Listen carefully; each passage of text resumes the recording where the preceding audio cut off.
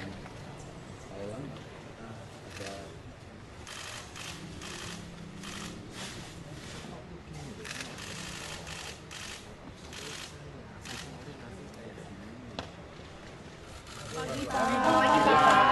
pagi semuanya. Bagaimana Pak setelah memantau persediaan beras dan kan inflasi juga terjadi Pak saat ini untuk beras? Iya, ini semua negara sedang mengalami kekeringan El Nino, termasuk Indonesia, meskipun hanya beberapa provinsi, ada 7 provinsi di kita. Oleh sebab itu, saya datang ke gudang-gudang Bulog di sini, nanti di Jakarta, mungkin nanti di daerah, untuk memastikan bahwa stoknya itu ada. Yang paling penting stoknya ada, barangnya ada, berasnya ada. Ada, sudah yang di dalam gudang 1,6 juta, dalam perjalanan 400 juta, sehingga stok 400 ribu ton, sehingga kan ada stok 2 juta. Biasanya stok kita tuh hanya 1,2, normal 1,2 juta. Ini kita memiliki 2 juta. Sehingga kita tidak usah khawatir. Oleh sebab itu juga mulai 1 September kemarin saya perintahkan untuk memberikan bantuan pangan beras. Bantuan beras ke masyarakat. Setiap bulan kira-kira 210 ribu ton keluarkan oleh Bulog untuk bantuan pangan itu. Dan ini sudah dimulai terus. September, Oktober, November. Kalau stoknya kita lihat masih nanti diteruskan lagi. Sehingga masyarakat jangan sampai terdampak dari kenaikan harga beras. Memang di lapangan ada kenaikan. Meskipun inflasi kita masih terjaga di 3,2%. Ya. Pak, soal impor beras yang dari Kamboja kemarin itu dari 50 ribu ton, apakah jadi disepakati? Dalam perjalanan. Itu bagian dari 400 ribu? Iya. Meskipun tidak semuanya. Realisasi mulai kapan sih Pak kalau untuk dari Kamboja? Kan kemarin waktu bilateral Bapak Ini kan sudah semua, sebetulnya ini kan sudah realisasi, terus berjalan. Jadi barangnya ini dalam perjalanan menuju ke gudang-gudang Bulog. Yang lambat November. Paling lama Pak Kabulok menyampaikan paling lambat November. Dalam perjalanan kan. Masa datang ngomong langsung sudah sampai gudang. Setelah itu juga akan impor lagi Pak kan? Ya, ini untuk memastikan bahwa kita memiliki cadangan strategis stok.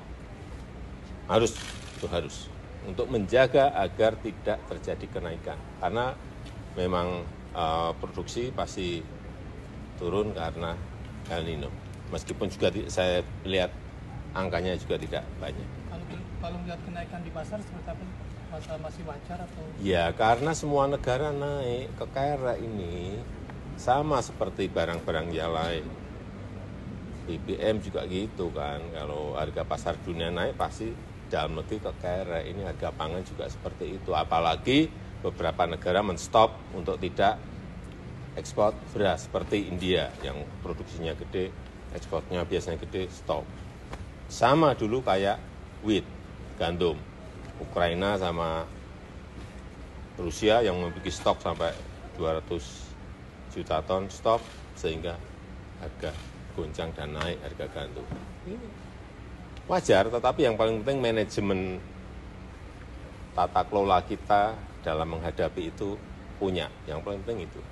Sehingga nanti ini setelah retail semua diguyur oleh Bulog, Cipinang diguyur oleh Bulog, kemudian masyarakat juga diberi ini juga kayak operasi pasar memberikan ke rakyat itu. Sehingga stok di rakyat, stok di gudang-gudang swasta semuanya ada. Paling penting itu karena yang kita berikan ini 210 ribu ton, bukan barang sedikit tuh, kepada 21,3 juta penerima. Ya, udah.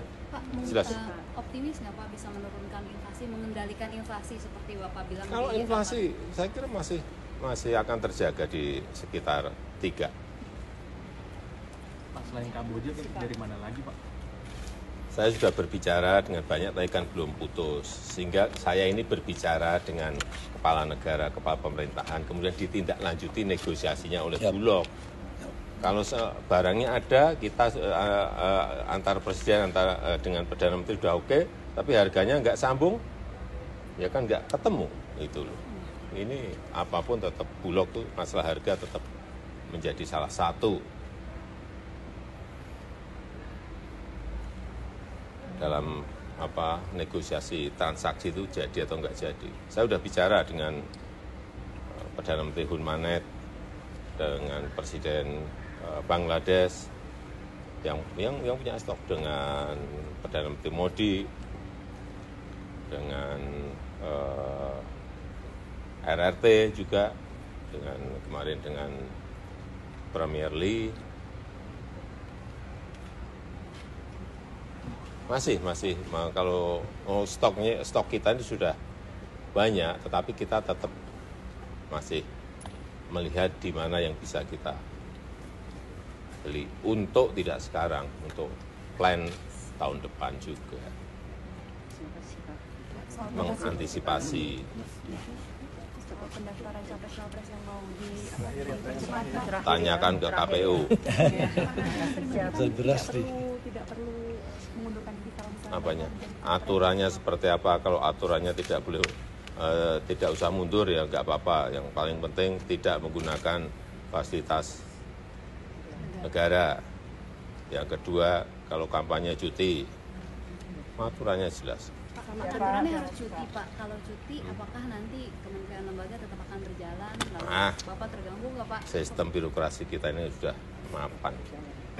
Tapi pasti diizinkan Pak. Kalau menteri mau nyapres diizinkan. Izinkan lah. Yang dulu-dulu juga gitu. Tanyakan lagi.